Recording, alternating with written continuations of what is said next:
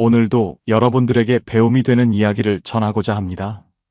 오늘도 여러분들에게 배움이 되는 혹시 여러분께서는 오랫동안 옳다고 믿었던 일이 사실은 잘못된 것이었다는 걸 나중에야 깨달은 경험이 있으신가요? 그때는 분명 누군가를 위해서 하는 행동이라고 생각했는데 시간이 지나고 나서야 그 의미가 전혀 다르게 보였던 순간 말입니다. 저는 오랫동안 스스로를 꽤 괜찮은 시어머니라고 생각하며 살아왔습니다. 며느리를 힘들게 하는 사람은 절대 되지 않겠다고 마음먹었고 제가 겪었던 시집살이를 그대로 되풀이하지 않겠다고 다짐했기 때문입니다. 그래서 저는 손주가 태어난 뒤 아들 집에 자주 가게 되었고 아이를 돌보는 일을 자연스럽게 맡게 되었습니다. 처음에는 단지 손주를 봐주는 것이었고 그것이 가족에게 도움이 되는 일이라고 믿었습니다. 하지만 어느 날 아주 짧은 말 한마디가 제 마음을 멈추게 했습니다. 그 말은 누군가를 탓하는 말도 아니었고 화가 담긴 말도 아니었습니다. 그저 담담하게 건넨 말이었지만 그 순간 저는 제가 그동안 무엇을 하고 있었는지 처음으로 돌아보게 되었습니다. 손주를 돌보러 간다고 생각했던 제 행동이 어느새 며느리 집안의 구석구석을 들여다보는 일이 되어 있었고 그때는 배려라고 믿었는데 나중에야 그것이 전혀 다른 얼굴을 하고 있었다는 사실을 깨달았습니다. 오늘은 그 이야기를 여러분께 들려드리려고 합니다. 제가 어떻게 그런 생각을 하게 되었고 왜 그렇게 행동하게 되었는지 그리고 그 이후에 무엇을 배우게 되었는지 말입니다. 이 이야기는 제 잘못을 고백하는 이야기도 아니고 누군가를 탓하는 이야기도 아닙니다. 다만 선의로 시작한 일이 어떻게 방향을 잃게 되는지 그리고 그것을 깨닫는 순간이 얼마나 가슴 아프면서도 소중한 배움이 되는지를 나누고자 하는 이야기입니다. 저는 제 며느리를 힘들게 하고 싶지 않았습니다. 제가 겪었던 시집살이의 고통을 그대로 물려주고 싶지 않았습니다. 그런데 시간이 흐르고 보니 제가 피하고 싶었던 바로 그 길을 저도 모르게 걷고 있었다는 사실이 가장 힘들었습니다. 어쩌면 여러분 중에도 비슷한 고민을 안고 계신 분이 있을지도 모르겠습니다. 자식을 위한다고 생각했던 일이 어느새 자식에게 무거워진 경험, 도움이 되려고 했던 마음이 어느새 다른 모습으로 바뀌어버린 순간 말입니다. 이 이야기를 들으시면서 여러분도 한 번쯤 이런 질문을 스스로에게 던져보셨으면 합니다. 우리는 과연 자식들의 기억 속에 어떤 부모로 남고 싶은 사람일까요? 그리고 우리가 지금 하고 있는 행동들이 정말 그런 모습으로 가고 있는 것일까요? 한 철학자는 이런 말을 남겼습니다. 사람은 자신의 의도보다 행동의 결과로 기억된다고 말입니다. 저는 이 말을 뒤늦게 깨달았고 그 깨달음이 제 삶을 조금은 바꾸어 놓았습니다. 이제부터 그 이야기를 시작하겠습니다. 손주가 태어난 날을 저는 지금도 생생하게 기억합니다. 아들이 전화를 걸어와서 떨리는 목소리로 말했습니다. 엄마, 아들이에요. 그 순간 제 눈에서는 저절로 눈물이 흘러내렸습니다. 제 아들이 이제 아버지가 되었다는 사실이 믿기지 않으면서도 한편으로는 너무나 기뻤습니다. 병원에 달려가서 처음 손주를 안았을 때의 그 느낌은 말로 표현하기 어렵습니다. 작고 따뜻한 생명체가 제 품에 안겨 있었고 그 아이의 작은 손가락이 제 손을 꼭 쥐었을 때 저는 이 아이를 위해서라면 무엇이든 할 수 있을 것 같았습니다. 제 아들을 처음 안았을 때의 그 감정이 다시 살아나는 것 같았습니다. 며느리는 출산 후 회복이 더디었습니다. 원래 몸이 약한 편이었는데 출산 과정이 순탄하지 않았던 탓에 산후조리가 쉽지 않았습니다. 그리고 아들은 직장을 다니고 있었기 때문에 낮 시간 동안 며느리 혼자서 아기를 돌보기가 힘든 상황이었습니다. 그때 며느리가 조심스럽게 저에게 부탁을 했습니다. 어머님, 제가 좀 회복될 때까지만 도와주실 수 있으세요? 저는 당연하다는 듯이 대답했습니다. 물론이지. 내가 도와줄게. 손주를 돌보는 일이 무슨 큰일이겠습니까? 제 자식을 키웠던 경험도 있고 손주라면 얼마든지 기쁜 마음으로 돌볼 수 있을 것 같았습니다. 그래서 저는 매일 아침 아들 집으로 향했습니다. 처음 며칠은 정말 손주만 돌봤습니다. 기저귀를 갈아주고 분유를 먹이고 재우는 일에만 집중했습니다. 며느리는 옆에서 쉬면서 회복하는 시간을 가질 수 있었고, 저는 손주와 함께하는 시간이 행복했습니다. 아들이 퇴근해서 돌아오면 저는 집으로 돌아갔고, 그렇게 하루하루가 지나갔습니다. 그런데 시간이 지나면서 제 역할이 조금씩 넓어지기 시작했습니다. 손주를 돌보다 보니 자연스럽게 주변 환경이 눈에 들어왔습니다. 아기 침대 옆에 쌓여있는 빨래더미, 거실 바닥에 흩어져 있는 장난감들, 싱크대에 쌓인 설거지거리들이 보이기 시작했습니다. 며느리는 아직 몸이 완전히 회복되지 않은 상태였고, 집안일까지 신경 쓰기에는 무리가 있어 보였습니다. 그때 저는 이렇게 생각했습니다. 어차피 손주를 보러 온 김에 집안일도 조금 거들어주면 며느리가 편하겠구나. 그래서 설거지를 시작했고, 빨래를 돌렸고, 흩어진 물건들을 정리했습니다. 며느리는 처음에는 괜찮다고 말했지만, 저는 괜찮다며 계속 일을 했습니다. 도와주는 것이 당연하다고 생각했기 때문입니다. 맞벌이 가정이 늘면서 조부모가 육아를 함께 책임지는 일이 자연스러운 선택이 된 집이 많아졌습니다. 저 역시 그런 할머니 중 한 사람이었고, 그것이 당연한 일이라고 믿었습니다. 석 달쯤 지나자 며느리의 몸도 많이 회복되었고, 손주도 조금씩 자라나면서 육아 패턴도 안정되어 갔습니다. 그런데 저는 여전히 매일 아들 집으로 향했습니다.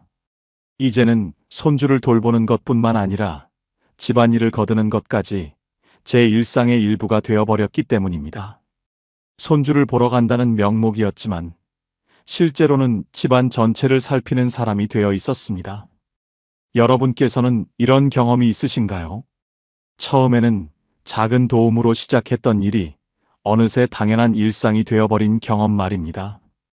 그때는 그것이 문제라고 생각하지 못합니다. 오히려 도움이 되고 있다고 믿으면서 점점 더 깊이 들어가게 됩니다.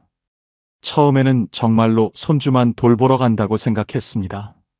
아침에 일어나서 준비를 하고 아들 집으로 가는 길에도 오늘은 손주가 얼마나 자랐을까, 오늘은 어떤 표정을 지어줄까 하는 생각만 했습니다. 손주를 보는 것이 제 하루의 가장 큰 즐거움이었고, 그 아이와 함께하는 시간이 행복했습니다. 그런데 시간이 지나면서 제가 하는 일의 범위가 조금씩 넓어졌습니다.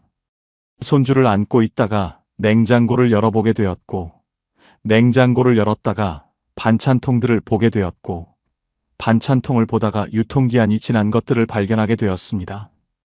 그러면 자연스럽게 그것들을 버리고 새로 반찬을 만들어 놓게 되었습니다.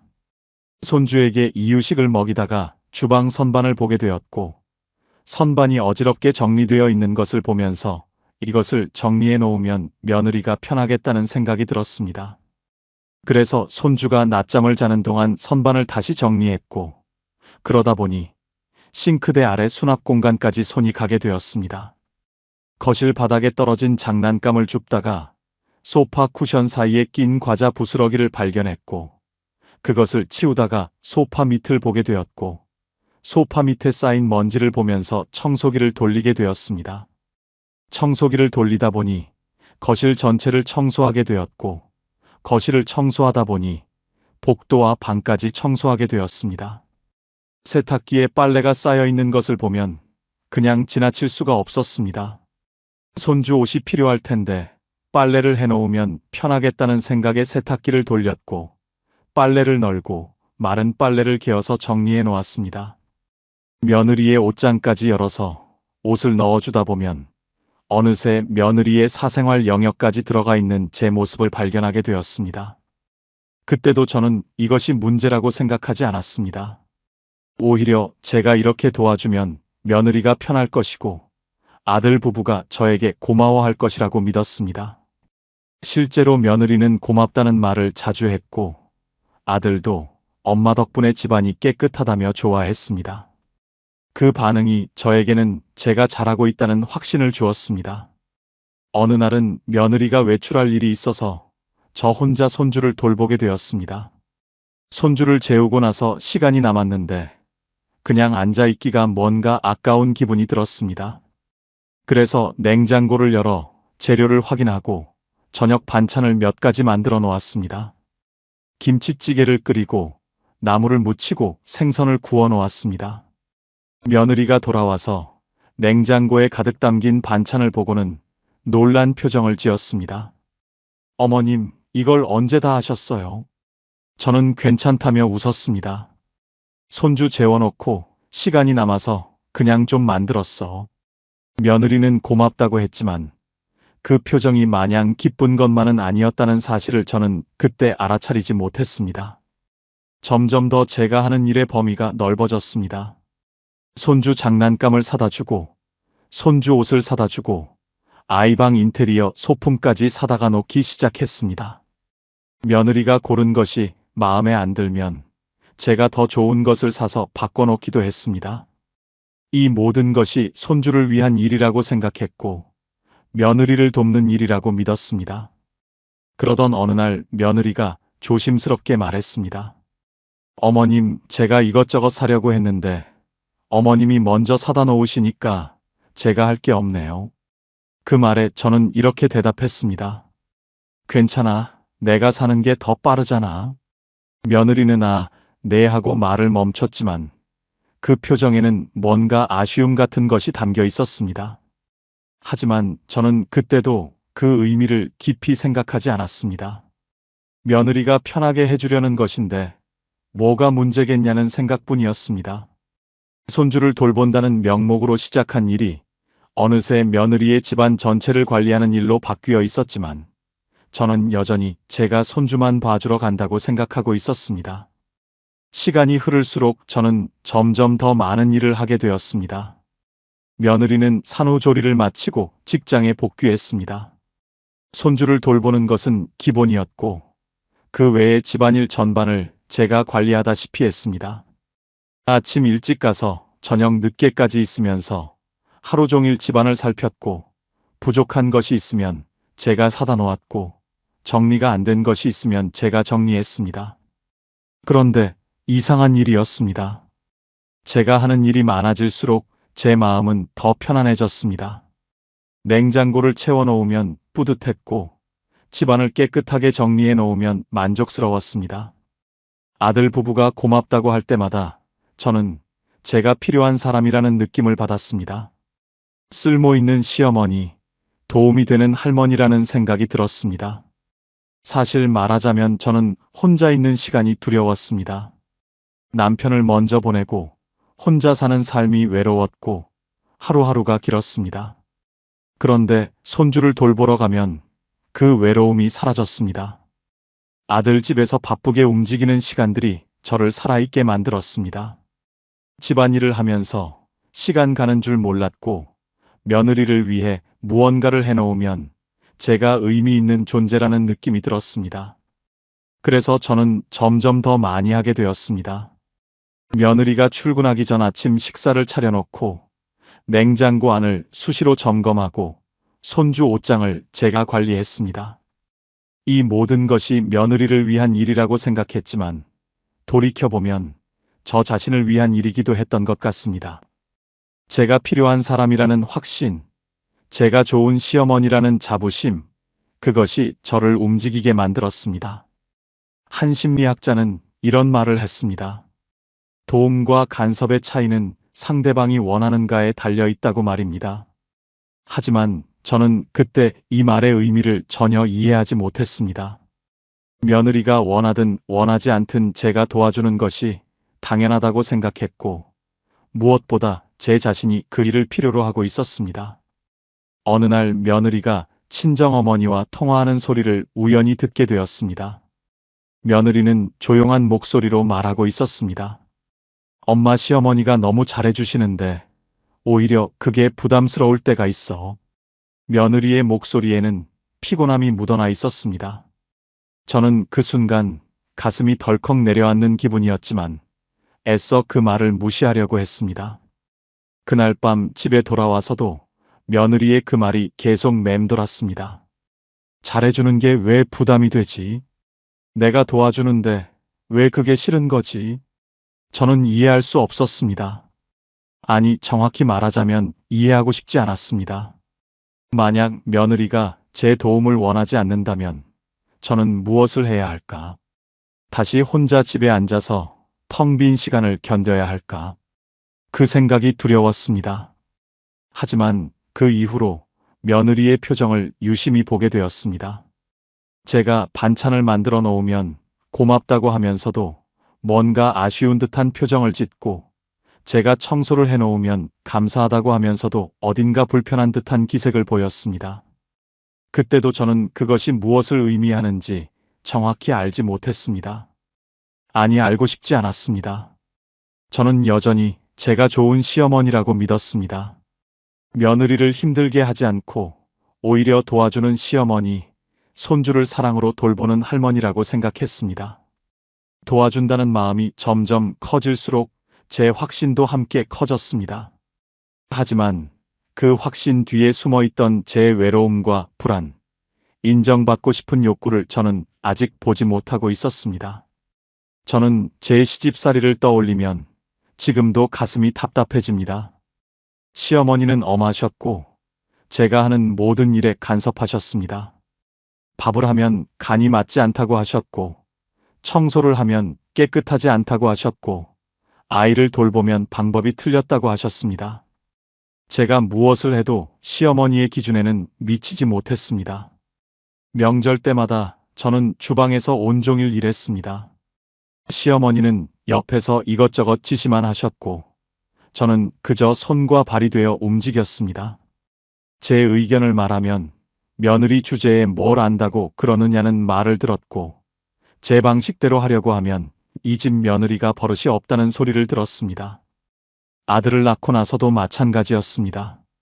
시어머니는 제가 아이를 돌보는 방식 하나하나에 간섭하셨습니다. 아이에게 젖을 물리는 시간, 기저귀를 가는 방법, 재우는 방식까지 모든 것에 참견하셨습니다. 제가 엄마인데도 제 아이를 제 방식대로 키울 수가 없었습니다. 그때 저는 마음속으로 다짐했습니다. 내가 시어머니가 되면 절대 이렇게 하지 않겠다고 말입니다. 며느리를 힘들게 하지 않겠다고, 며느리의 방식을 존중하겠다고, 간섭하지 않는 시어머니가 되겠다고 수없이 되뇌었습니다. 그 다짐이 너무나 강렬했기 때문에 저는 제가 그 약속을 지키고 있다고 믿었습니다. 며느리에게 큰 소리를 낸 적이 없었습니다. 며느리가 하는 일에 잔소리를 한 적도 없었습니다. 며느리의 요리 솜씨를 탓한 적도 없고, 며느리의 살림 방식을 비난한 적도 없었습니다. 그래서 저는 제가 좋은 시어머니라고 생각했습니다. 제 시어머니와는 완전히 다른 사람이라고 믿었습니다. 손주를 돌보면서도 며느리에게 이래라 저래라 하지 않았습니다. 며느리가 원하는 대로 해주려고 노력했고, 며느리가 부탁하는 것은 다 들어주려고 했습니다. 며느리가 불편할까봐 눈치를 보았고, 며느리가 싫어할까봐 조심했습니다. 이 모든 것이 제가 좋은 시어머니라는 증거라고 생각했습니다. 아들도 저를 칭찬했습니다. 엄마는 정말 좋은 시어머니예요. 다른 집 며느리들 이야기 들어보면 시어머니 때문에 스트레스 받는다는데 우리 집은 그런 거 없잖아요. 아들의 그 말이 저에게는 큰 위안이 되었고, 제가 올바른 길을 가고 있다는 확신을 주었습니다. 며느리도 고맙다는 말을 자주 했습니다. 어머님 덕분에 제가 일을 계속할 수 있어요. 어머님이 안 계셨으면 어쩔 뻔했어요. 그 말을 들을 때마다 저는 뿌듯했습니다. 제가 며느리에게 도움이 되고 있고, 며느리가 저에게 감사하고 있다는 사실이 기뻤습니다. 주변 사람들도 저를 부러워했습니다. 친구들이 모이면 시어머니 이야기가 나왔는데 대부분 며느리와의 갈등이나 불편한 관계에 대한 하소연이었습니다. 그럴 때마다 저는 조용히 웃으며 들었습니다. 우리 집은 그런 문제가 없다는 사실이 자랑스러웠고, 제가 잘하고 있다는 증거처럼 느껴졌습니다. 어느 날 친구가 물었습니다. 너는 어떻게 며느리랑 그렇게 잘 지내? 비결이 뭐야? 저는 자신 있게 대답했습니다. 간섭 안 하고 도와주기만 하면 돼. 며느리 힘들게 하지 말고 그냥 필요한 거 채워주면 되는 거야. 그때 저는 정말로 그것이 정답이라고 믿었습니다.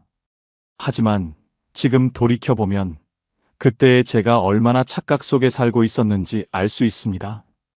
간섭하지 않는다고 생각했지만 실제로는 며느리의 삶 구석구석에 침투해 있었고, 도와준다고 생각했지만 실제로는 며느리의 선택권을 빼앗고 있었습니다.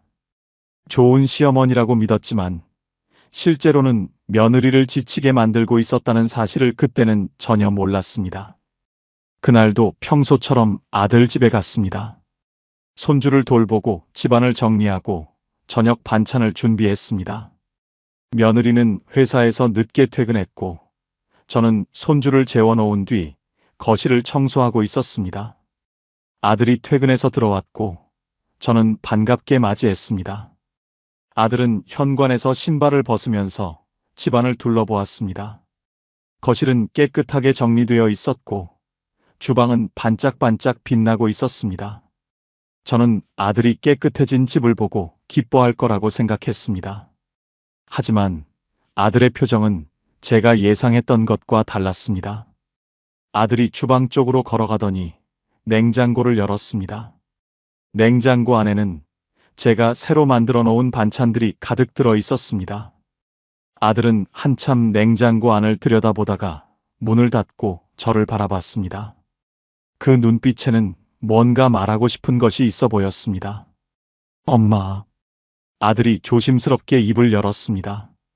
저는 설거지하던 손을 멈추고 아들을 바라봤습니다.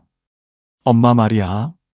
아들은 잠시 망설이다가 천천히 말을 이어갔습니다. 집안을 너무 샅샅이 보는 거 아니에요. 그 순간 제 손에 들고 있던 행주가 바닥에 떨어졌습니다. 가슴이 철렁 내려앉는 기분이었습니다. 아들의 목소리는 화가 난 것도 아니었고 비난하는 것도 아니었습니다. 그저 담담하게 사실을 말하는 투였습니다. 하지만 그 말 한마디가 제 마음을 완전히 멈추게 했습니다.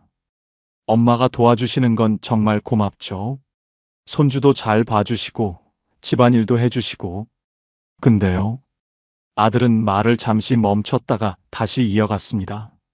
냉장고도 열어보시고 서랍도 열어보시고 옷장도 열어보시잖아요. 며느리가 요즘 좀 힘들어해요. 저는 아무 말도 할 수 없었습니다.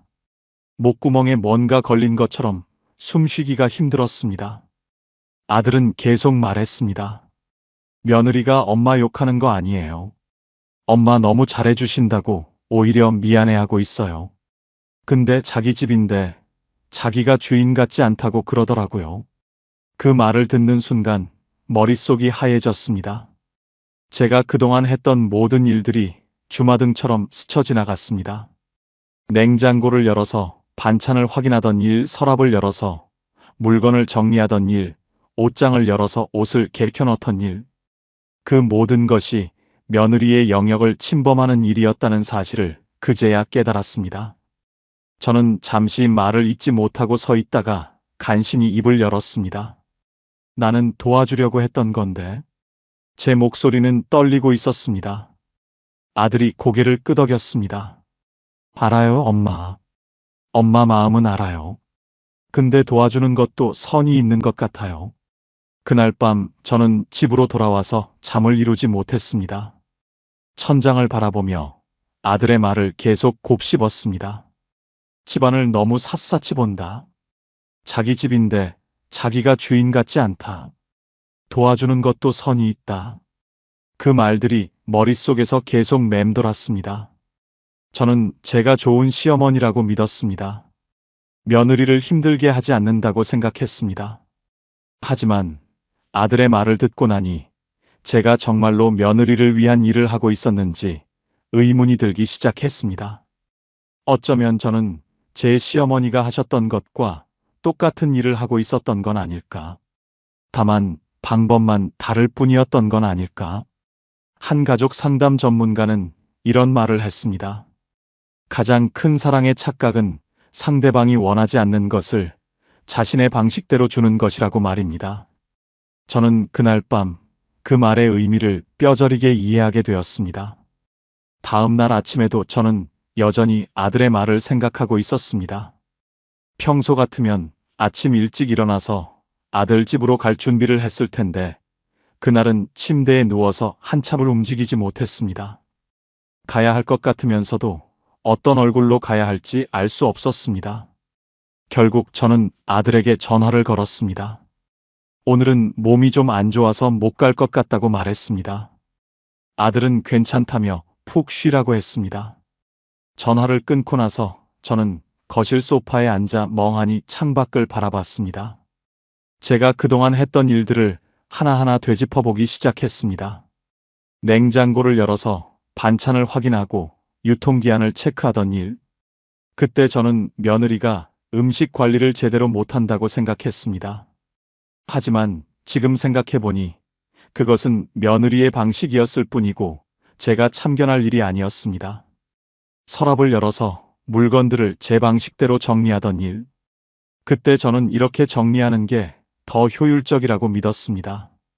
하지만 며느리는 자기만의 정리 방식이 있었을 것이고 저는 그것을 무시하고 제 방식을 강요한 셈이었습니다.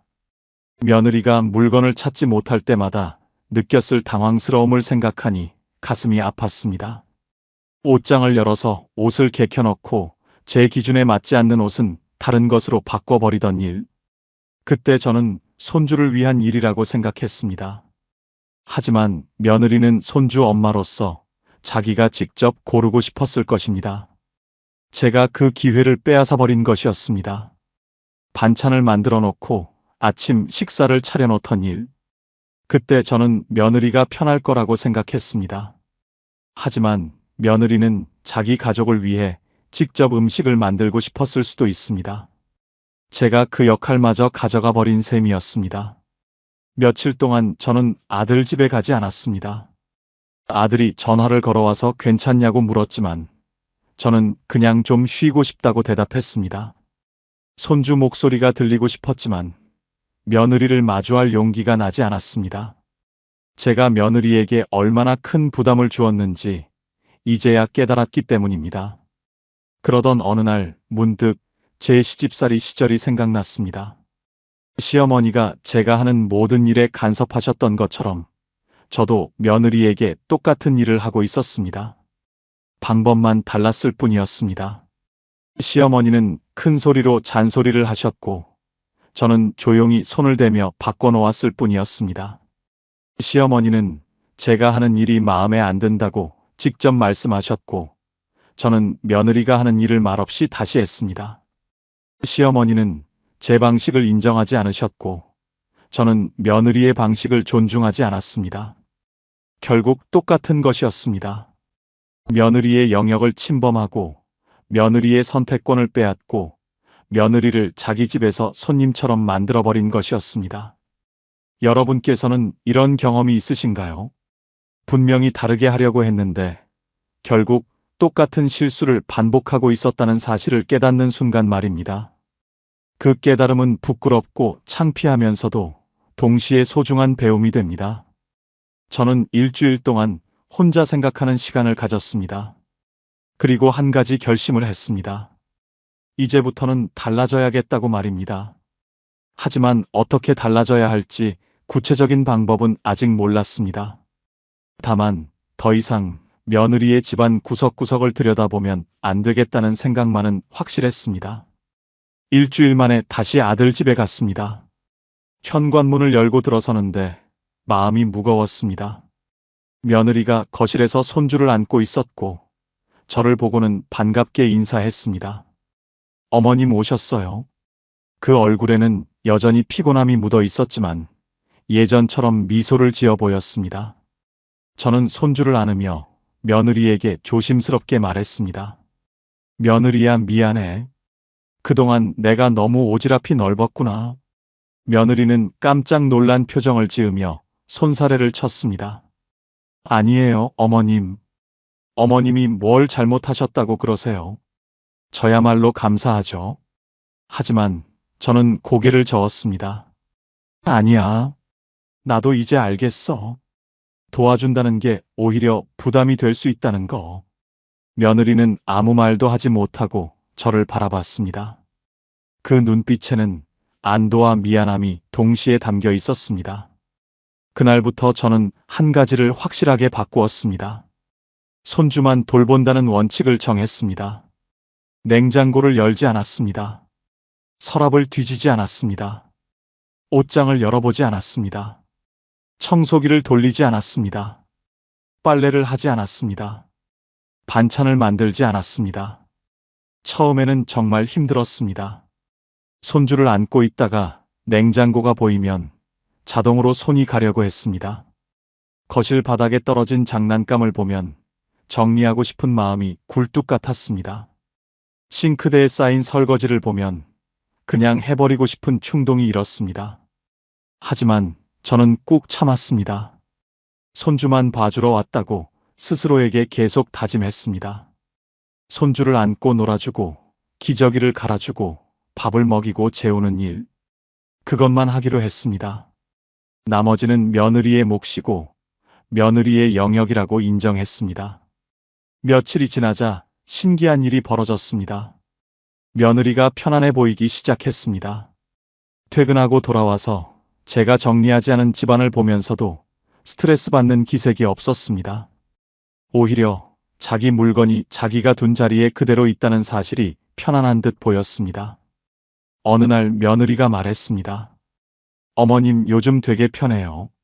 저는 깜짝 놀라서 물었습니다. 내가 아무것도 안 해주는데 뭐가 편해? 며느리는 웃으며 대답했습니다. 그게 편한 거예요. 제 집이 제 집 같아요. 그 말을 듣는 순간 저는 비로소 이해했습니다. 며느리가 원했던 것은 깨끗한 집이 아니었습니다. 가득 찬 냉장고가 아니었습니다. 정리된 서랍이 아니었습니다. 며느리가 원했던 것은 자기 집에서 주인으로 사는 것이었습니다. 자기 방식대로 살림하고 자기 기준으로 정리하고 자기 선택으로 채워나가는 것이었습니다. 한 달쯤 지나자 며느리가 먼저 말을 걸어왔습니다. 어머님, 다음 주에 손주 옷같이 사러 갈래요? 저는 깜짝 놀랐습니다. 예전에는 제가 먼저 사다 놓았기 때문에 며느리가 이런 제안을 할 일이 없었습니다. 좋지 뭐. 저는 기쁜 마음으로 대답했습니다. 백화점에 가서 며느리가 손주 옷을 고르는 모습을 지켜봤습니다. 며느리는 신중하게 옷을 골랐고 손주에게 어울릴 것 같은 색깔과 디자인을 골랐습니다. 저는 옆에서 가만히 지켜보기만 했습니다. 의견을 내고 싶었지만 꾹 참았습니다. 며느리가 고른 옷 중에는 제 취향과 맞지 않는 것도 있었습니다. 하지만 저는 아무 말도 하지 않았습니다. 며느리가 엄마로서 자기 아이를 위해 고른 것이니 존중해야 한다고 생각했습니다. 계산을 마치고 나오면서 며느리가 말했습니다. 어머님, 오늘 정말 즐거웠어요. 그때 저는 깨달았습니다. 며느리에게 필요했던 것은 제가 대신해 주는 것이 아니라 함께하는 것이었다는 사실을 말입니다. 제가 모든 것을 해결해 주는 시어머니가 아니라 옆에서 지켜봐주고 필요할 때만 도와주는 시어머니가 되어야 한다는 것을 배웠습니다. 석 달쯤 지나자 확실하게 달라진 것들이 보이기 시작했습니다. 가장 먼저 달라진 것은 며느리의 표정이었습니다. 예전에는 제가 집에 가면 며느리가 어딘가 긴장한 듯한 모습을 보였습니다. 고맙다고 하면서도 불편한 기색이 있었고 미소를 지으면서도 눈빛에는 피곤함이 담겨 있었습니다. 하지만 이제는 달랐습니다. 며느리가 저를 보면 진심으로 반가워하는 표정을 지었습니다. 어머님 오셨어요. 그 인사에는 예전과 다른 편안함이 묻어났습니다. 제가 냉장고를 열지 않고 서랍을 뒤지지 않는다는 사실을 알게 된 후로 며느리는 확실히 여유로워 보였습니다. 며느리가 먼저 이런저런 이야기를 하기 시작했습니다. 예전에는 제가 질문을 해야 대답을 했는데 이제는 며느리가 먼저 회사 이야기를 하고 손주 이야기를 하고 일상의 소소한 일들을 나누었습니다. 어머님, 오늘 손주가 이런 표정을 지었어요. 어머님, 요즘 손주가 이런 걸 좋아하더라고요. 그런 이야기들이 자연스럽게 오갔습니다. 아들도 달라졌습니다. 예전에는 제가 집에 가면 아들이 조심스러워하는 기색이 있었습니다. 엄마와 며느리 사이에서 눈치를 보는 듯한 모습이었습니다. 하지만 이제는 편안하게 행동했습니다. 엄마 오늘 저녁 같이 먹고 가세요. 그런 제안도 자연스럽게 했습니다. 어느 날 아들이 말했습니다. 엄마 요즘 집안 분위기가 정말 좋아요. 저는 무슨 말인지 알 것 같아서 조용히 웃었습니다. 아들은 계속 말했습니다. 며느리가 요즘 표정이 밝아졌어요. 엄마 덕분인 것 같아요. 저는 고개를 저었습니다. 내가 뭘 했다고? 아들이 웃으며 말했습니다. 안 하신 게 도움이 된 거죠. 그 말을 듣고 저는 또 한 번 깨달았습니다. 때로는 무엇을 해주는 것보다 하지 않는 것이 더 큰 도움이 될 수 있다는 사실을 말입니다. 제가 집안일을 하지 않음으로써 며느리가 자기 집의 주인으로 살 수 있게 된 것이었습니다. 손주와의 관계도 달라졌습니다. 예전에는 제가 손주와 관련된 모든 것을 결정했습니다. 무엇을 먹일지, 무엇을 입힐지, 어떤 장난감을 살지. 하지만 이제는 며느리가 결정하고 저는 그저 손주와 놀아주는 역할만 했습니다. 그런데 신기하게도 손주가 저를 더 좋아하는 것 같았습니다.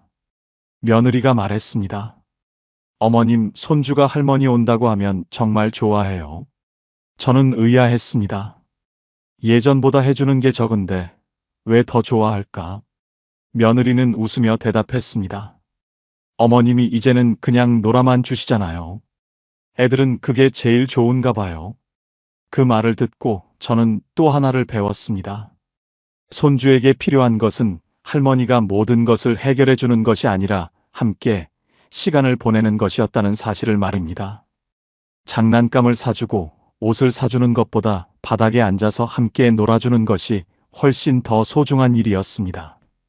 관련 연구들을 보면 조부모와 손주의 관계에서 가장 중요한 것은 물질적 지원이 아니라 정서적 교감이라고 합니다. 저는 이제야 그 의미를 이해하게 되었습니다. 며느리가 집안일로 바쁠 때 저는 손주를 데리고 공원에 나갔습니다. 예전에는 집에 있으면서 청소를 하고 정리를 했는데 이제는 그냥 손주와 함께 밖으로 나가는 시간이 많아졌습니다. 손주와 산책을 하고 그네를 밀어주고 모래놀이를 하면서 시간을 보냈습니다. 돌아오면 며느리가 고맙다고 했습니다. 어머님 덕분에 집안일 할 수 있었어요.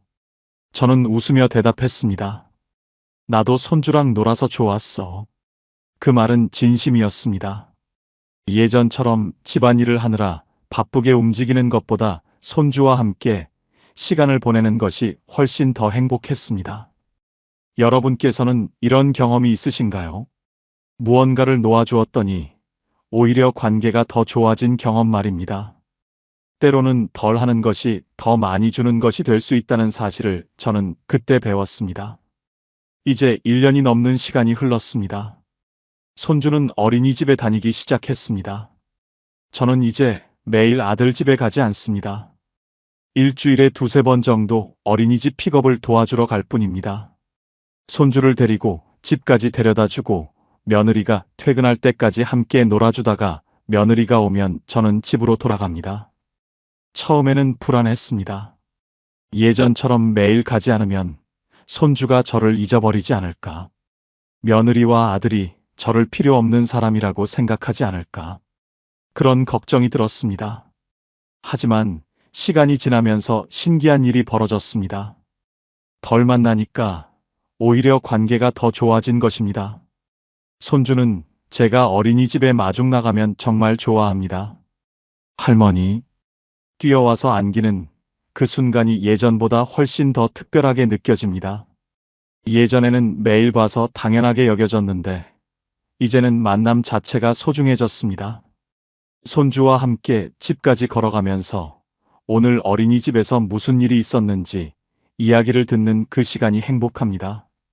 며느리는 이제 제 앞에서 정말 편해 보입니다.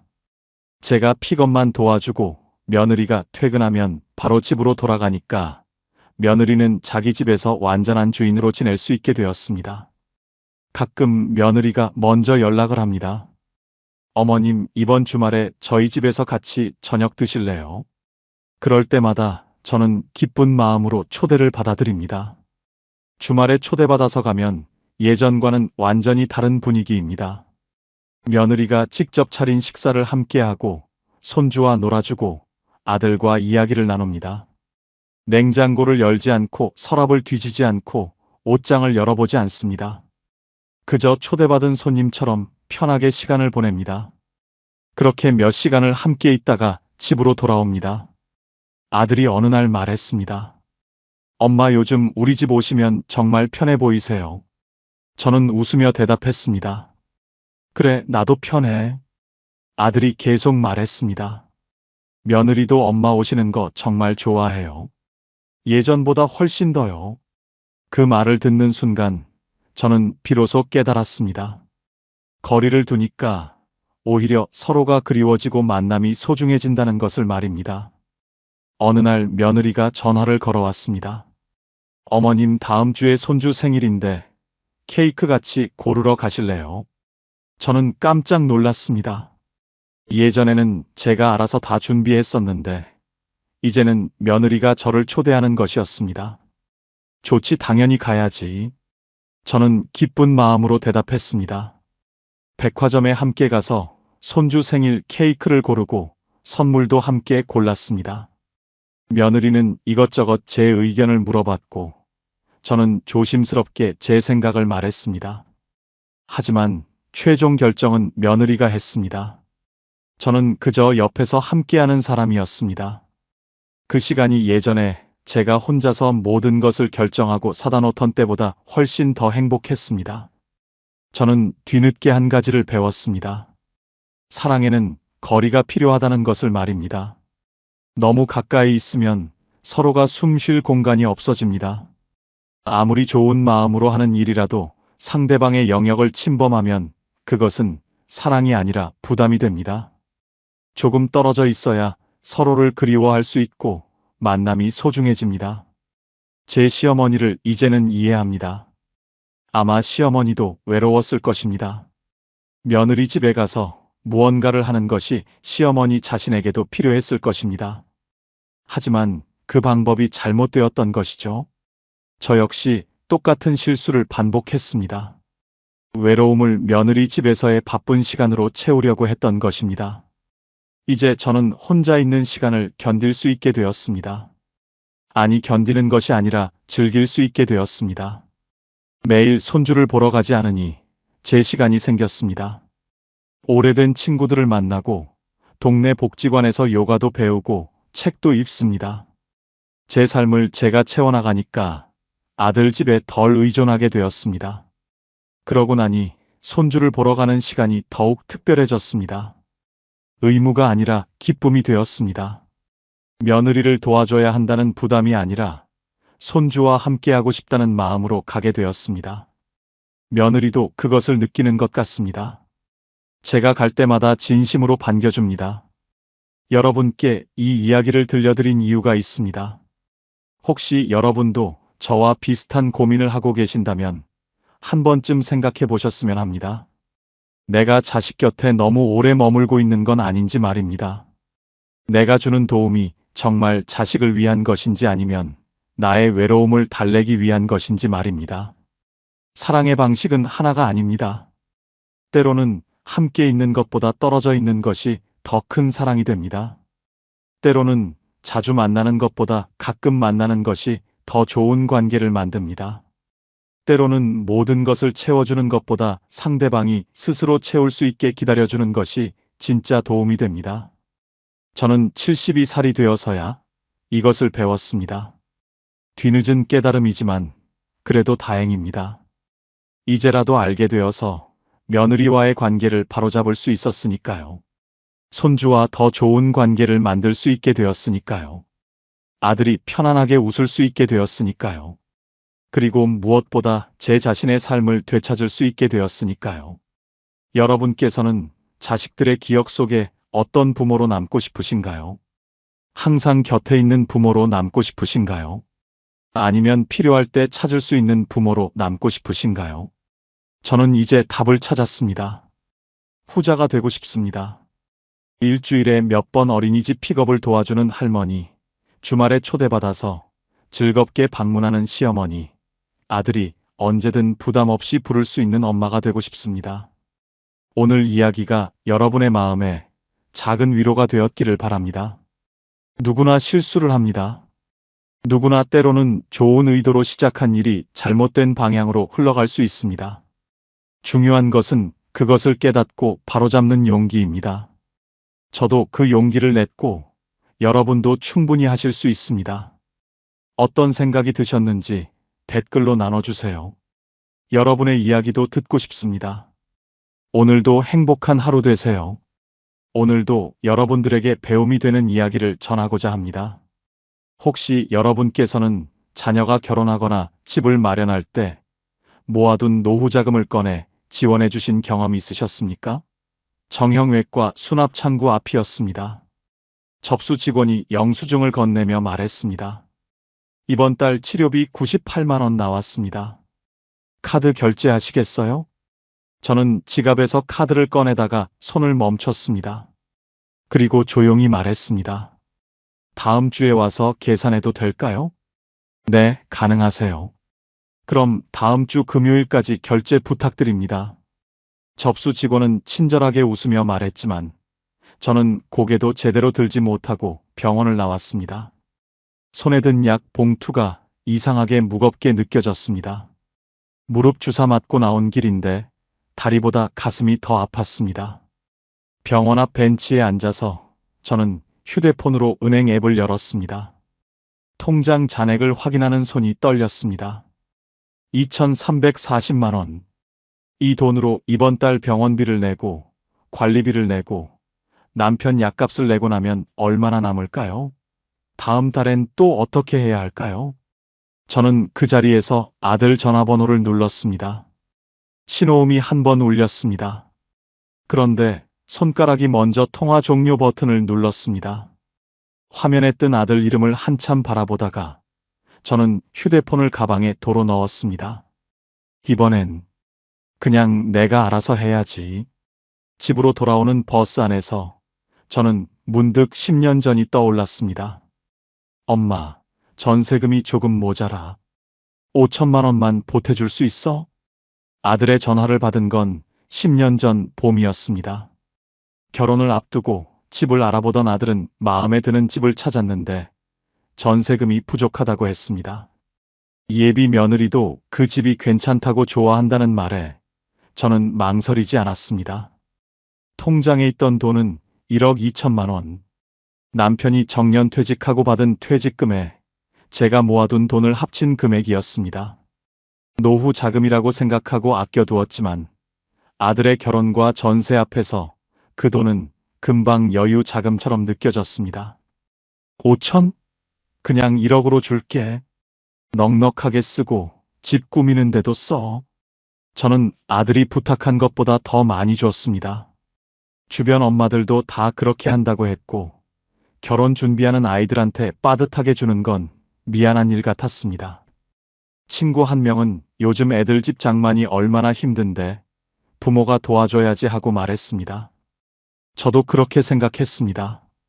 아들은 고맙다고 했고 며느리도 인사를 정중하게 했습니다. 저는 그때 뿌듯했습니다. 좋은 엄마가 된 것 같았습니다. 제대로 된 부모 역할을 하는 것 같았습니다. 그런데 10년이 지난 지금 저는 병원비 98만 원 앞에서 손이 멈춰 있었습니다. 남은 돈 2천만 원. 10년 동안 생활비로, 관리비로, 병원비로, 간병비로 조금씩 빠져나간 돈이었습니다. 남편은 5년 전 뇌졸중으로 쓰러졌습니다.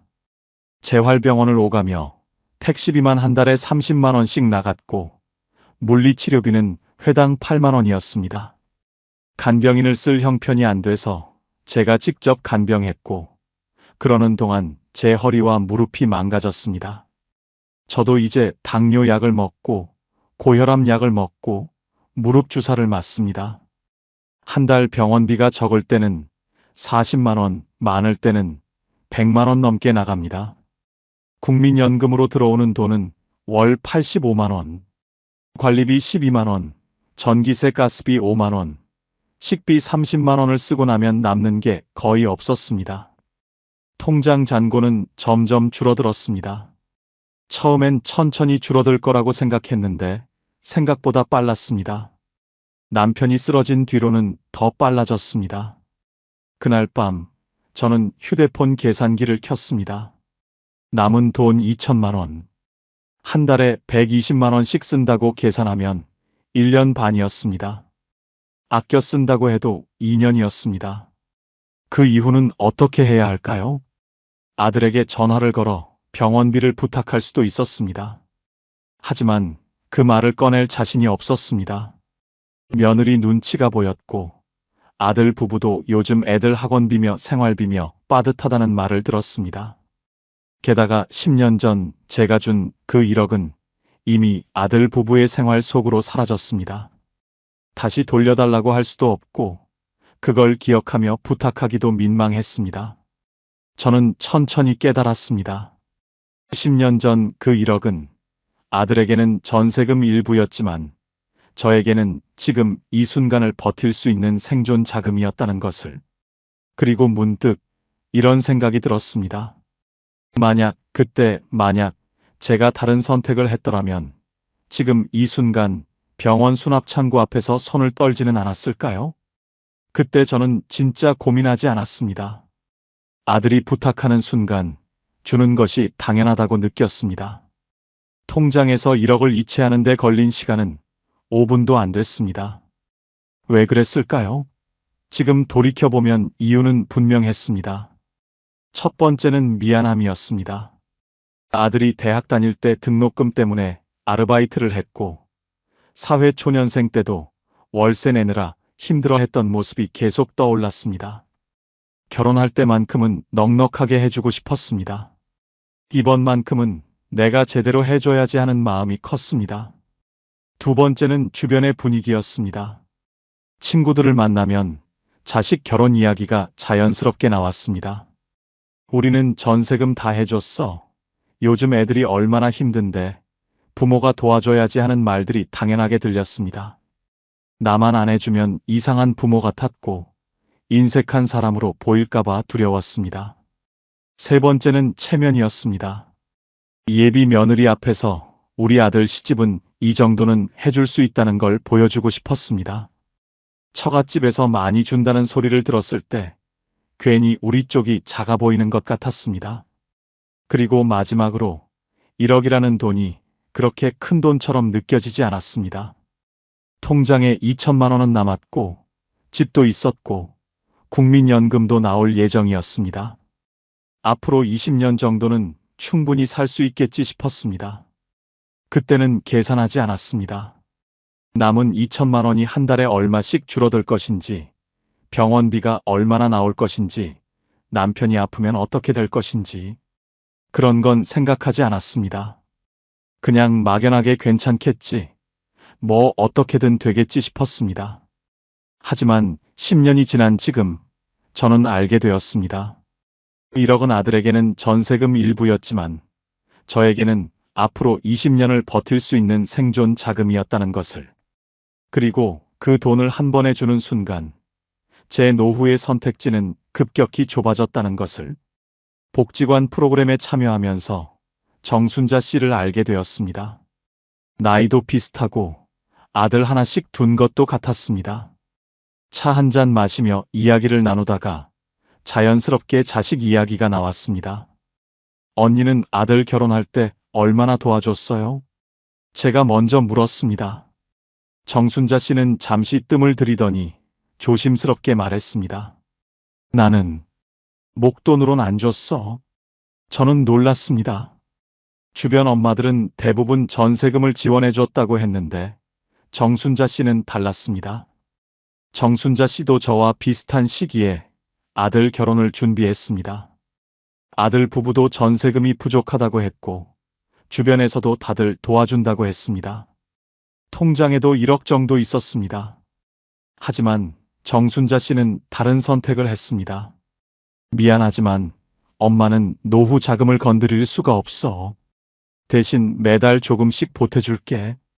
정순자 씨는 1억을 한 번에 주는 대신 매달 30만 원씩 지원해 주기로 했습니다. 아들은 처음엔 서운해했다고 합니다.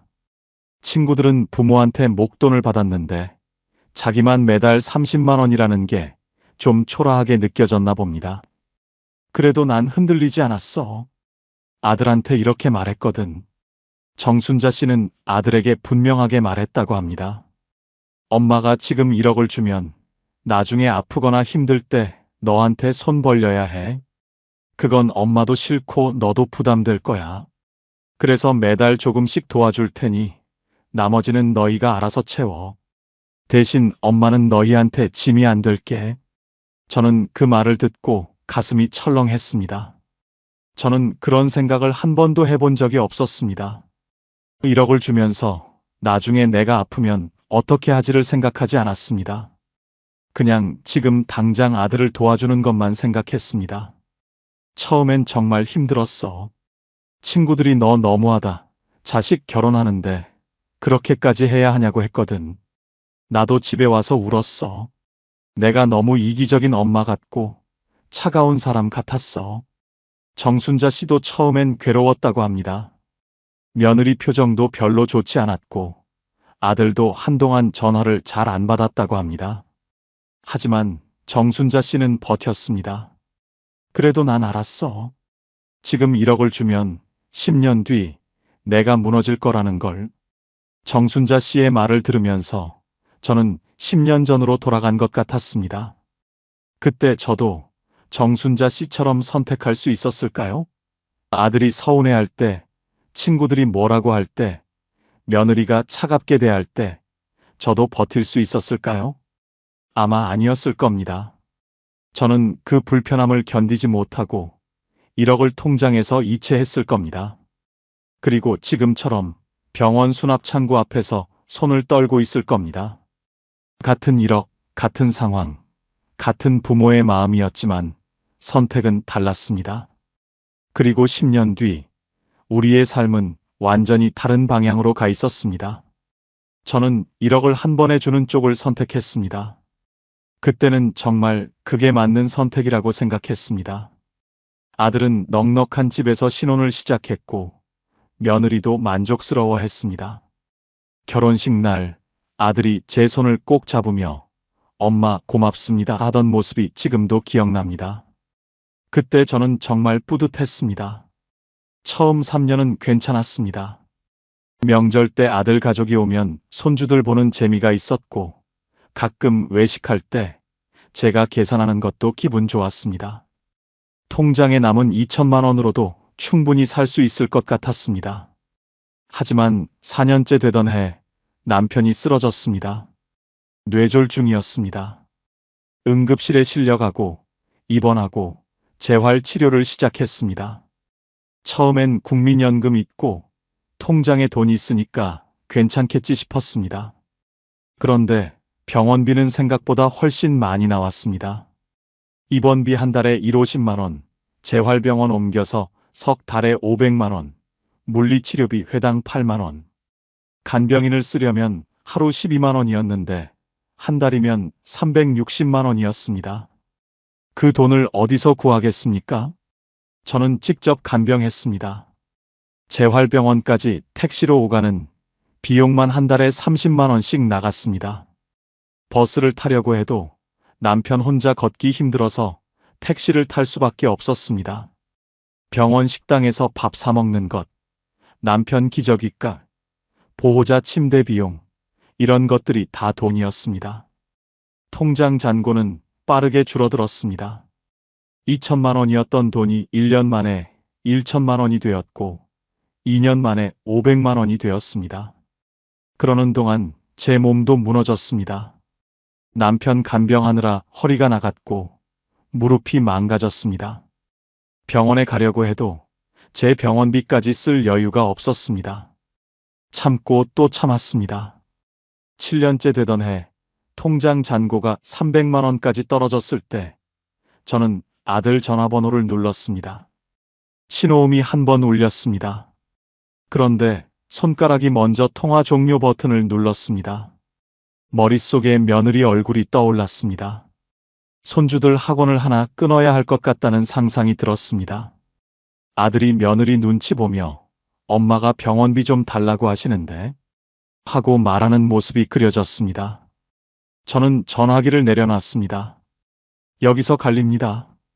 같은 1억인데 어떤 부모는 10년 뒤 더 자유롭고 어떤 부모는 10년 뒤 더 작아집니다. 저는 후자였습니다. 1억을 주고 난 뒤 제 삶의 폭은 점점 좁아졌습니다. 통장 잔고는 점점 줄어들었습니다. 생활비, 관리비, 병원비, 약값. 매달 나가는 돈은 생각보다 많았습니다. 국민연금만으로는 턱없이 부족했습니다. 그때부터 저는 조금씩 불안해지기 시작했습니다. 이 돈이 다 떨어지면 어떻게 하지? 아들에게 말해야 하나? 그런데 그 말을 어떻게 꺼내지? 10년이 지난 지금 통장에 남은 2천만 원을 보면서 저는 계산을 해봤습니다. 앞으로 병원비, 생활비, 관리비를 생각하면 이 돈은 3년도 버티기 힘들 것 같았습니다. 그 이후는 어떻게 해야 할까요? 아들에게 도움을 요청해야 할까요? 하지만 10년 전 그 1억은 이미 아들 부부의 생활 속으로 사라졌습니다. 돌려받을 수도 없고 다시 부탁하기도 민망했습니다. 그때 준 1억은 사라졌는데 제 노후는 그대로 남아 있었습니다. 정순자 씨의 선택은 처음엔 정말 차가워 보였습니다. 아들 결혼 준비할 때 정순자 씨도 친구들한테 많이 들었다고 합니다. 자식 결혼하는데 그렇게까지 해야 하냐. 1억 있으면서 30만 원씩 주는 게 말이 되냐는 소리를 들었습니다. 정순자 씨 본인도 괴로웠다고 합니다. 밤에 잠이 안 왔어. 내가 너무 이기적인 엄마 같고 아들한테 미안하고 친구들이 너 나중에 후회한다고 했을 때는 정말 흔들렸어. 아들도 처음엔 서운해했습니다. 친구들은 부모한테 전세금 다 받았는데 자기만 매달 30만 원씩 받으니까 기분이 좋지 않았나 봅니다. 며느리 표정도 좋지 않았습니다. 시댁이 인색하다고 생각했을 겁니다. 명절 때 아들 집에 가면 분위기가 어색했습니다. 며느리가 말을 별로 안 걸었고 아들도 예전처럼 편하게 대하지 않았습니다. 정순자 씨는 그 시간들이 정말 힘들었다고 했습니다. 그래도 난 버텼어. 왜냐하면 난 알았거든. 지금 내가 1억을 주면 10년 뒤 내가 아들 앞에서 손을 벌리게 될 거라는 걸. 정순자 씨는 매달 30만 원씩 이체했습니다. 처음 3년 동안은 한 달도 빠짐없이 보냈습니다. 아들도 처음엔 별말 없이 받았지만 시간이 지나면서 조금씩 엄마 괜찮아. 이번 달은 안 보내줘도 돼 하는 말을 하기 시작했습니다.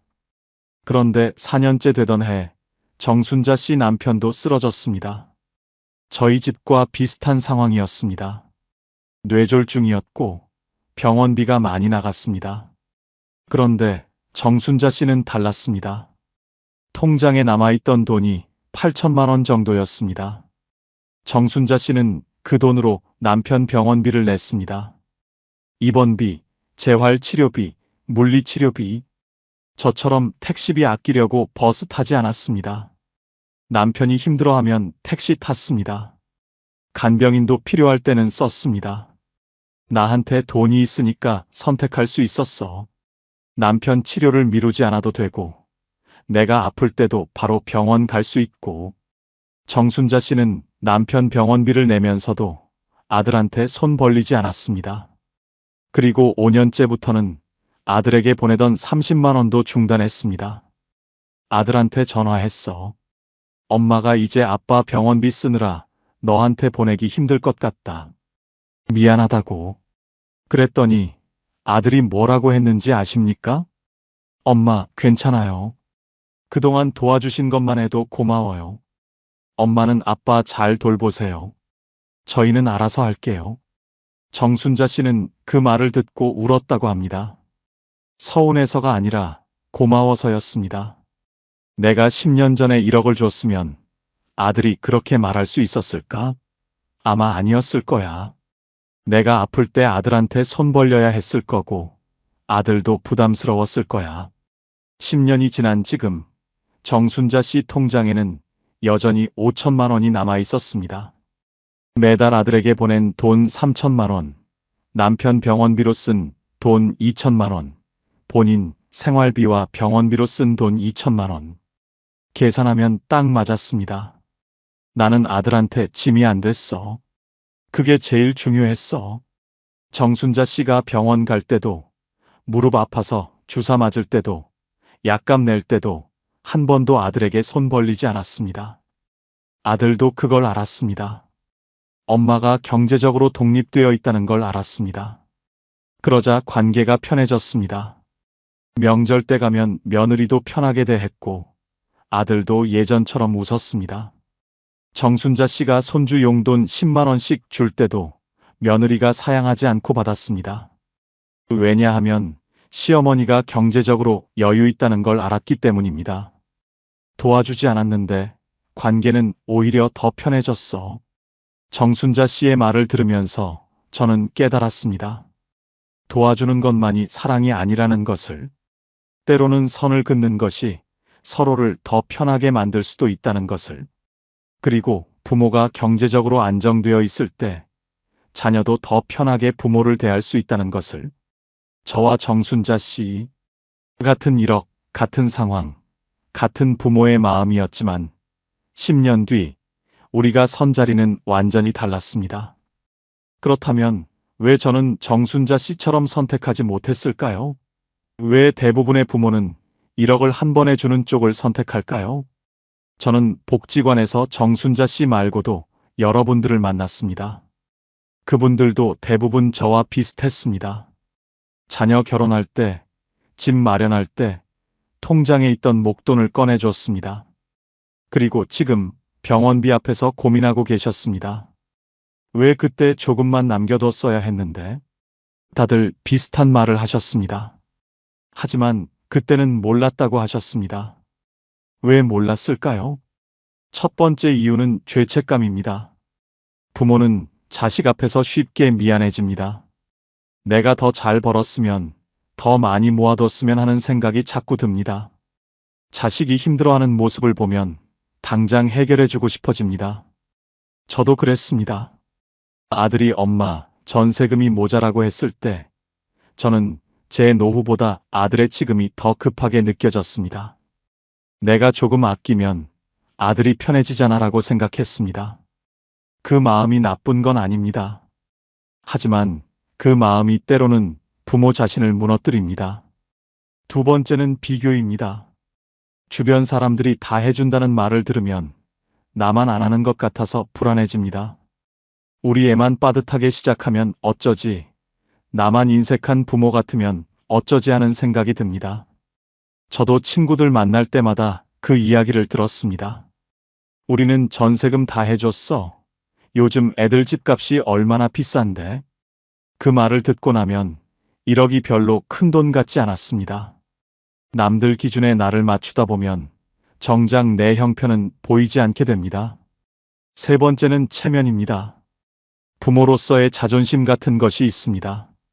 이 정도는 해줄 수 있다는 걸 보여주고 싶고, 우리 부모는 든든하다는 말을 듣고 싶어집니다. 저도 예비 며느리 앞에서 우리가 이 정도는 해줄 수 있다는 걸 보여주고 싶었습니다. 처갓집에서 많이 지원한다는 소리를 들었을 때 우리도 만만하게 보이면 안 된다는 생각이 들었습니다. 그게 부모의 역할이라고 생각했기 때문입니다. 네 번째는 계산하지 않는다는 것입니다. 이게 가장 큰 이유였습니다. 1억을 줄 때 저는 앞으로 제가 몇 년을 살지, 병원비가 얼마나 나올지, 남편이 아프면 얼마가 필요한지 계산하지 않았습니다. 그냥 막연하게 통장에 2천만 원 있고, 집도 있고, 연금도 나오니까 괜찮겠지 싶었습니다. 한국보건사회연구원 자료를 보면 65세 이상 노인 가구의 월 평균 생활비는 약 150만 원에서 200만 원입니다. 여기에 병원비, 간병비, 돌봄 비용까지 더하면 노후에 필요한 현금은 생각보다 훨씬 큽니다. 특히 집은 있어도 현금 흐름이 부족하면 노후가 불안정해집니다. 집을 팔 수도 없고 집으로는 병원비를 낼 수 없습니다. 1억이라는 돈이 자녀에게는 전세금 일부일 수 있지만 부모에게는 앞으로 15년에서 20년을 버틸 수 있는 안전망입니다. 그 안전망을 한 번에 내어주면 부모는 다시 자녀에게 기대야 하는 구조가 만들어집니다. 5번째는 나중에 돌려받을 수 있을 거라는 기대입니다. 이건 제가 복지관에서 만난 분들한테 들은 이야기인데 정말 많은 분들이 이렇게 생각하셨다고 합니다. 지금 1억을 주면 나중에 내가 아플 때 아들이 챙겨주겠지. 겉으론 아무것도 바라지 않는다고 말하지만 속으론 기대하는 겁니다. 그런데 자녀는 그 돈을 이미 자기 생활 속으로 흡수했기 때문에 부모의 기대와 자녀의 현실 사이에는 온도 차이가 생깁니다. 그 차이가 나중에 서운함으로, 섭섭함으로, 관계의 균열로 이어집니다. 저도 그랬습니다. 1억을 주면서 나중에 도와줘라고 말하진 않았지만 마음 한구석에는 그래도 나중엔 아들이 나를 챙겨주겠지 하는 기대가 있었습니다. 하지만 아들도 이제 애 둘 키우고 생활비에 빠듯하고 며느리도 파트타임 일 시작하고 그런 상황에서 제가 손 벌리는 건 아들에게도 부담이고 저에게도 수치심이었습니다. 여러분도 혹시 이런 경험 있으셨습니까? 자녀에게 돈을 지원하면서 나중엔 나를 챙겨주겠지 하고 기대했다가 막상 도움이 필요할 때 입이 떨어지지 않았던 경험 말입니다. 그게 바로 1억을 한 번에 주는 것과 조금씩 나눠서 주는 것의 차이입니다. 한 번에 주면 그 돈은 사라지고 기대만 남습니다. 조금씩 주면 관계는 계속 이어지고 부모는 선택권을 유지할 수 있습니다. 많은 부모가 줄 수 있느냐를 고민합니다. 하지만 여기서 인생이 갈립니다. 진짜 질문은 이것입니다. 이 돈을 줘도 나는 앞으로 20년을 버틸 수 있는가? 통장에 1억이 있다고 해서 그 돈을 다 쓸 수 있는 건 아닙니다. 그 돈은 병원비가 될 수도 있고 간병비가 될 수도 있고 급하게 목돈이 필요한 순간을 버티는 자금이 될 수도 있습니다. 제가 1억을 아들에게 줄 때 저는 이걸 계산하지 않았습니다. 남은 2천만 원과 국민연금으로 충분히 살 수 있을 거라고 생각했습니다. 하지만 현실은 달랐습니다. 한 달 생활비 120만 원, 1년이면 1,440만 원, 10년이면 1억 4,400만 원입니다.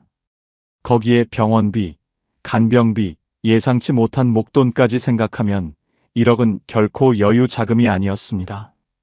1억을 120만 원씩 쓰면 6년입니다. 그런데 병원비가 들어가면 그건 4년이 됩니다. 국민연금 85만 원으로 관리비, 전기세, 가스비, 식비를 쓰고 나면 한 달에 38만 원밖에 안 남았습니다. 거기에 병원비가 들어가면 통장에서 돈을 꺼내야 했습니다. 남편이 쓰러지자 그 속도는 훨씬 빨라졌습니다. 두 번째 질문은 이것입니다. 이 돈을 주고 나서 다시 자녀에게 기대지 않을 수 있는가? 1억을 주고 난 뒤 내가 아프거나 급하게 돈이 필요할 때 자녀에게 손 벌리지 않을 자신이 있는지를 생각해 봐야 합니다. 만약 그럴 가능성이 있다면 그건 도움이 아니라 부담을 미루는 것일 수 있습니다. 자녀에게 돈을 빌려야 하는 순간 관계는 불편해집니다. 자녀도 부담스럽고 부모도 미안해집니다. 차라리 처음부터 선을 명확히 긋는 것이 서로에게 더 편할 수 있습니다. 저는 지금 병원비 100만 원 앞에서 아들에게 전화를 걸지 못하고 있습니다. 10년 전 1억을 주면서 나중에 도와줘라고 말하지 않았기 때문에 지금 와서 그 말을 꺼낼 수가 없습니다. 만약 제가 그때 1억을 주지 않고 매달 30만 원씩만 도와줬더라면 어땠을까요? 지금 제가 아플 때 엄마가 이제 힘들어서 지원을 중단할 게라고 당당하게 말할 수 있었을 겁니다. 아들도 엄마는 엄마 치료 잘 받으세요라고 편하게 말할 수 있었을 겁니다. 세 번째 질문은 이것입니다. 이 지원이 관계를 더 편하게 만드는가 아니면 나중에 부담으로 남는가? 부모는 자녀를 도와주면서 아무 기대 없이 준다고 생각하지만 마음 한편에는 그래도 나중에는 나를 챙겨주겠지 하는 기대가 남습니다. 하지만 자녀는 그 돈을 이미 자기 생활 속으로 흡수했기 때문에 부모의 기대와 자녀의 현실 사이에는 온도 차이가 생깁니다. 그 차이가 나중에 서운함으로, 섭섭함으로, 관계의 균열로 이어질 수 있습니다. 정순자 씨는 달랐습니다. 처음부터 엄마는 너희한테 짐이 안 들게라고 분명하게 말했기 때문에 나중에 지원을 중단할 때도 떳떳했습니다. 아들도 그걸 이해했고 관계는 오히려 편해졌습니다. 네 번째 질문은 이것입니다. 집은 있지만 현금은 충분한가? 많은 부모가 집이 있으니까 괜찮다고 생각합니다. 하지만 집으로는 병원비를 낼 수 없습니다. 집을 팔려고 해도 쉽지 않고 팔아도 어디 가서 살아야 합니다. 진짜 중요한 건 현금 흐름입니다. 매달 들어오는 돈과 나가는 돈, 그리고 통장에 남아있는 여유 자금. 이게 노후를 안정적으로 만듭니다. 저는 집이 있었지만 현금이 부족했습니다. 그래서 병원비 100만 원 앞에서 손이 떨렸습니다. 집이 있어도 소용없었습니다. 다섯 번째 질문은 이것입니다. 배우자 간병, 나의 질병, 예상치 못한 목돈까지 감당할 여유가 남아있는가? 노후에는 예상치 못한 일이 생깁니다. 남편이 쓰러질 수도 있고, 내가 수술받을 수도 있고, 급하게 큰 돈이 필요한 순간이 올 수도 있습니다. 그럴 때 버틸 수 있는 돈이 통장에 남아 있어야 합니다. 1억을 다 주고 나면 그 여유가 사라집니다. 저는 남편이 쓰러졌을 때 간병인을 쓸 형편이 안 돼서 직접 간병했습니다. 그러다 제 허리와 무릎이 망가졌습니다. 만약 통장에 돈이 넉넉했다면 간병인을 쓰고 제 건강을 지킬 수 있었을 겁니다. 여러분께 묻고 싶습니다. 지금 통장에 있는 돈이 앞으로 몇 년을 버틸 수 있는지 계산해 보신 적 있으십니까?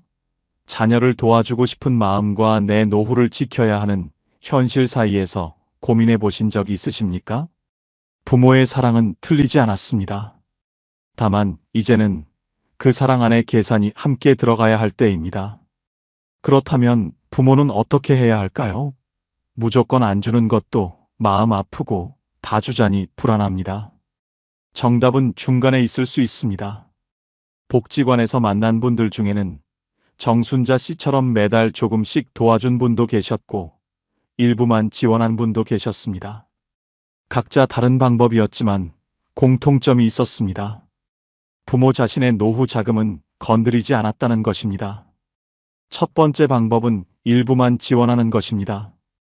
1억을 다 주는 대신 3천만 원이나 5천만 원만 지원하고 나머지는 자녀가 스스로 채우게 하는 방법입니다. 복지관에서 만난 박영희 씨는 이렇게 하셨습니다. 아들이 전세금 1억이 필요하다고 했을 때 박영희 씨는 3천만 원만 드렸습니다. 엄마가 줄 수 있는 건 이 정도야. 나머지는 내가 대출받든지 저축하든지 해야 해. 아들은 처음엔 서운해했지만 결국 스스로 7천만 원을 마련했습니다. 은행 대출도 받고 회사 대출도 받고 본인 저축한 돈도 보탰습니다. 박영희 씨는 말했습니다. 그게 오히려 아들한테 좋았던 것 같아. 스스로 해결하는 법을 배웠거든. 그리고 나는 7천만 원을 지킬 수 있었고, 이렇게 하면 부모도 여유를 남길 수 있고 자녀도 스스로 책임지는 습관을 기르게 됩니다. 두 번째는 매달 조금씩 지원하는 방법입니다. 정순자 씨처럼 목돈 대신 매달 일정 금액을 지원하면 부모는 목돈을 지킬 수 있고 자녀도 꾸준한 도움을 받을 수 있습니다. 매달 30만 원이면 1년에 360만 원, 10년이면 3,600만 원입니다. 결국 목돈을 주는 것과 비슷한 금액이 될 수도 있지만 중요한 차이가 있습니다. 부모가 힘들면 언제든 중단할 수 있다는 것입니다. 정순자 씨도 5년째 지원을 중단했습니다. 남편 병원비 때문이었습니다. 그때 아들이 이해해줬던 건 처음부터 엄마 형편에 따라 달라질 수 있다는 게 명확했기 때문입니다. 관계도 계속 이어지고 부모가 힘들 때 중단할 수도 있습니다. 목돈을 한 번에 주면 끝이지만 매달 조금씩 주면 관계는 계속 이어집니다. 세 번째는 차용증을 쓰는 방법입니다. 부모 자식 사이에 차용증이 어색할 수 있습니다. 하지만 이건 서로를 보호하는 장치입니다. 복지관에서 만난 이수진 씨는 아들에게 5천만 원을 빌려줬습니다. 빌려준 것입니다. 준 것이 아니라 엄마가 5천만 원 빌려줄게. 대신 10년 안에 갚아. 이자는 없어. 차용증을 쓰고 공증도 받았습니다. 아들은 처음엔 엄마가 나를 못 믿나 싶었지만 이수진 씨는 분명하게 말했습니다. 이건 너를 못 믿어서가 아니야. 나중에 증여세 문제가 생길 수도 있고 관계가 애매해질 수도 있어. 명확히 해두는 게 서로한테 좋아. 지금 아들은 매달 50만 원씩 갚고 있습니다. 10년이면 다 갚을 수 있습니다. 이수진 씨는 그 돈을 다시 통장에 모으고 있습니다. 차용증 쓴 게 오히려 편했어. 아들도 갚아야 한다는 책임감이 생겼고 나도 나중에 그 돈을 다시 쓸 수 있다는 안정감이 생겼어. 나중에 증여세 문제가 생길 수도 있고 관계가 애매해질 수도 있기 때문에 명확히 해두는 것이 좋습니다. 네 번째는 시기를 조절하는 것입니다. 지금 당장 1억을 주는 대신 몇 년에 나눠서 지원하거나 자녀가 어느 정도 경제적 기반을 잡은 뒤에 지원하는 방법도 있습니다. 복지관에서 만난 김정숙 씨는 이렇게 하셨습니다. 아들 결혼할 때는 2천만 원만 줬어. 그리고 3년 뒤에 아들이 직장에서 자리 잡았을 때 2천만 원 더 줬고 또 3년 뒤에 2천만 원 더 줬어. 총 6천만 원을 줬지만 한 번에 준 게 아니라 6년에 걸쳐서 나눠준 겁니다. 그 사이에 김정숙 씨는 자기 형편을 계속 체크할 수 있었습니다. 나도 괜찮은지, 남편도 괜찮은지, 병원비는 충분한지 그걸 확인하면서 줬어. 만약 중간에 내가 아팠으면 중단할 수도 있었고 급하게 다 주는 것보다 천천히 나눠주는 것이 부모 입장에서는 더 안전합니다. 다섯 번째는 조건을 명확히 하는 것입니다. 엄마가 도와줄게. 대신 엄마가 아프면 엄마는 엄마를 먼저 챙길 거야. 이 말을 처음부터 분명히 해두는 겁니다. 정순자 씨가 그랬습니다. 아들에게 매달 30만 원씩 줄 때 엄마 형편이 어려워지면 중단할 수 있다는 걸 분명히 말했습니다. 그래서 5년 뒤에 중단할 때도 아들이 이해했습니다. 중요한 건 사랑을 주되 내 삶을 지킬 방법을 함께 생각하는 것입니다. 자녀를 돕는 것과 내 노후를 지키는 것은 양립할 수 있습니다. 둘 중 하나를 포기해야 하는 게 아니라 방법을 바꾸면 둘 다 가능합니다. 1억을 한 번에 주는 것만이 사랑이 아닙니다. 3천만 원만 주고 나머지는 자녀가 스스로 채우게 하는 것도 사랑입니다. 매달 30만 원씩 꾸준히 돕는 것도 사랑입니다. 차용증을 쓰고 빌려주는 것도 사랑입니다. 진짜 사랑은 금액이 아니라 서로 부담 없이 오래 편한 관계를 유지하는 것일 수도 있습니다. 10년이 지난 지금 저는 많은 것을 배웠습니다. 첫 번째로 배운 건 자녀를 돕는 것과 내 노후를 지키는 것은 양립할 수 있다는 사실입니다. 처음엔 둘 중 하나를 선택해야 한다고 생각했습니다. 자녀를 돕거나 내 노후를 지키거나. 하지만 정순자 씨를 보면서 알았습니다. 둘 중 하나를 포기해야 하는 게 아니라 방법을 바꾸면 둘 다 가능하다는 것을. 1억을 한 번에 주는 대신 매달 30만 원씩 돕는 것. 전부를 주는 대신 일부만 지원하는 것. 이렇게 하면 자녀도 도울 수 있고 내 노후도 지킬 수 있습니다. 다만 그 방법을 몰랐을 뿐입니다. 두 번째로 배운 건 부모가 경제적으로 안정되어 있을 때 관계도 편하다는 것입니다. 제가 아들에게 손 벌릴까봐 눈치 보는 순간 관계는 이미 불편해졌습니다. 명절 때 아들 집에 가도 편하지 않았습니다. 손주 용돈 줄 때도 내가 이 돈 쓰면 나중에 어떻게 하지 하는 생각이 먼저 들었습니다. 반대로 정순자 씨는 달랐습니다. 통장에 5천만 원이 남아 있으니까 손주 용돈 10만 원씩 줄 때도 떳떳했습니다. 명절 때 가도 며느리 눈치 안 보고 편하게 지냈습니다. 자녀도 마찬가지였습니다. 정순자 씨 아들은 어머니가 경제적으로 안정되어 있다는 걸 알았기 때문에 더 편하게 대할 수 있었습니다. 엄마는 엄마가 알아서 할 수 있는 분이라는 믿음이 있었습니다. 부모가 경제적으로 안정되어 있을 때 자녀도 더 편하게 부모를 대할 수 있었습니다. 세 번째로 배운 건 사랑은 돈의 크기가 아니라 방식의 문제라는 것입니다. 1억을 한 번에 주는 것이 사랑이 아니었습니다. 오히려 그 돈 때문에 저는 10년 뒤 아들 앞에서 작아졌습니다. 병원비 부탁하고 싶어도 입이 떨어지지 않았습니다. 아들도 부담스러웠을 겁니다. 반대로 정순자 씨는 목돈을 주지 않았지만 매달 꾸준히 도왔습니다.